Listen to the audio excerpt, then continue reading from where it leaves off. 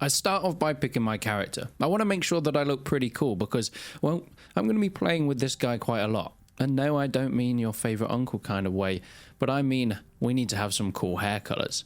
I wake up in a jail cell and a man tells me that I deserve to be here. I say that I wish that I had become one of the archers and that's what I was trying to do before I was captured, and he just laughs at me. Says I deserves to be here like a common criminal, and I'm very sad about that. But then, out of nowhere,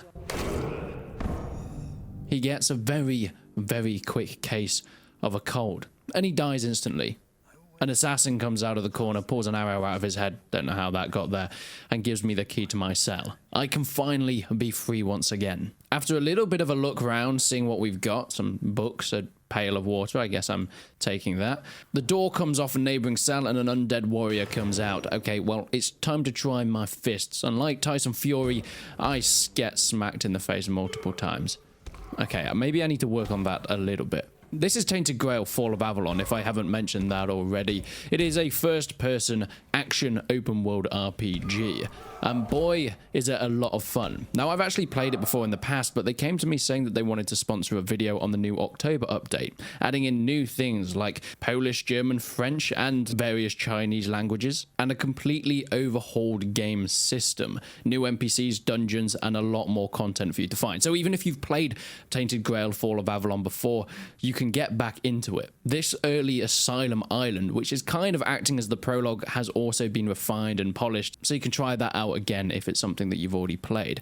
They also do have an option when you're creating your character, though, to skip the tutorial and head straight into the open world. But as I'm exploring the dungeons, I come across a red priest. At first, I find myself a surgeon's scalpel because I need something to slice here, and I manage to slice and dice this man. Something I have noticed a lot about this game is they are not shy on the gore.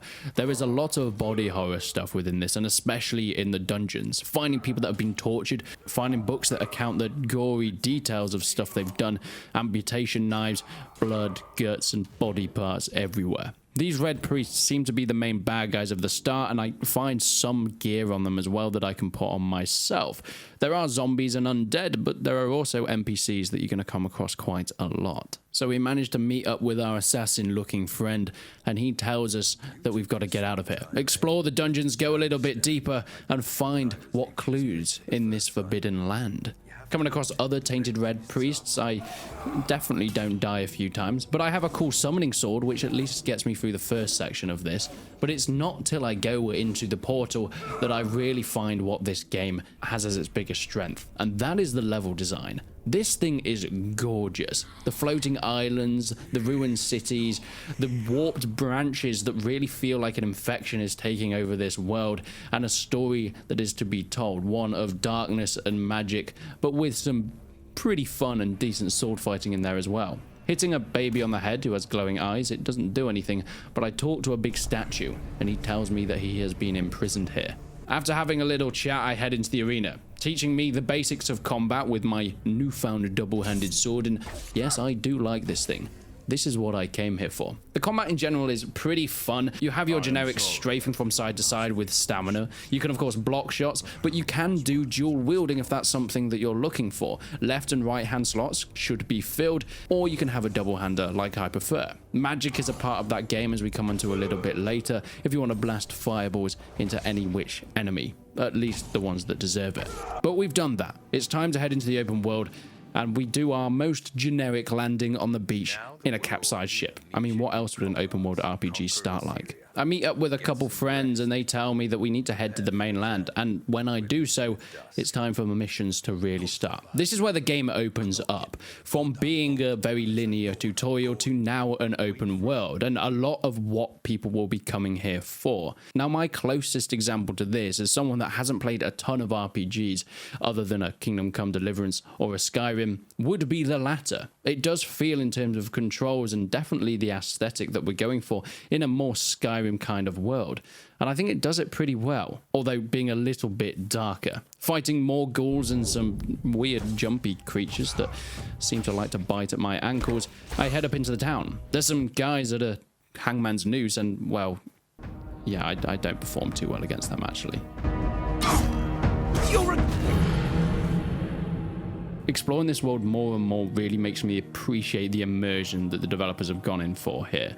It does feel like a beautiful post-apocalyptic medieval fantasy, and they've really not cut any corners in terms of the looks. Now, don't get me wrong, I am not the first to play Tainted Grail. In fact, this game has been out for quite some time now, releasing back in March earlier this year. But Fall of Avalon has been a work in progress, having numerous development updates from Questline, and being the sequel to a very popular RPG that's come out in the past, Tainted Grail. As a bit of a backstory, Tainted Grail actually started as a board game back in 2018, a board game that I do own myself. Being a massive hit, selling hundreds of thousands of copies, they decided to make it into a game, which is kind of an interesting way of doing it, because most of the time it goes the other way round. Most games that are popular, whether it's City Skylines, Civilization, Europa, go from video games into board games later on. So it's nice to see something a little bit different. But I meet a drunken guard at the gate. I make sure he lets me in, and I unfortunately snitch on him, so I think he might be executed a little bit later. This is Fergus. He is the first guy that you're going to see, and he's the guy that's going to give you some quests. So what quest do we have today? Well, we have to head to the cemetery. Heading over there, I jump down a few cliffs, break a few ankles, but I make it there myself, fight off a few skeletons, and meet an undead guy at the door. I tell him I just want to explore the cave, give him a little bit of money, because you always need a good donation to the cemetery, it's the right thing to do, and he gives me the keys. Heading inside, it is sprawling with ghouls and the undead, skeletons and crawlers that just want to eat my corpse, or at least the corpses of people that have already died. This game is actually kind of hard.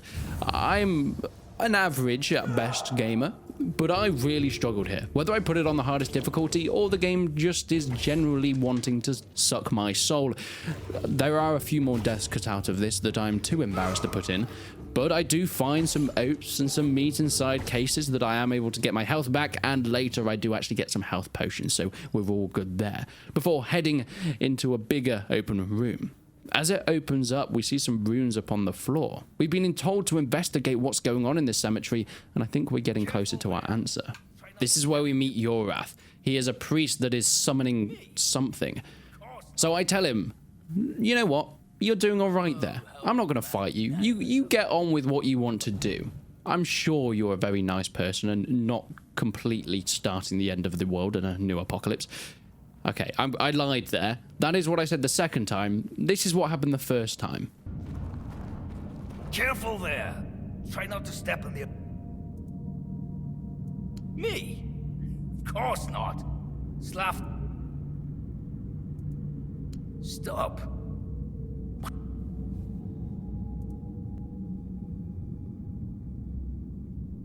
Very well.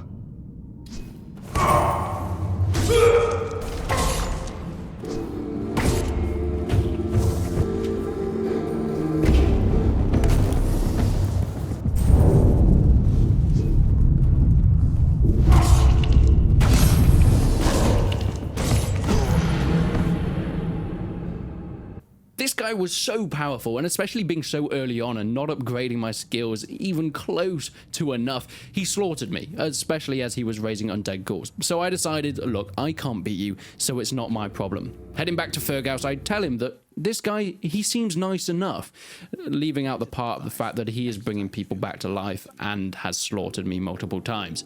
But as I mentioned, I'm not equipped to deal with this. So, whilst Fergus is a little bit annoyed, I tell him, it's okay, I'm sure this can't end badly. As I head off into the world to see what are the quests that I can discover.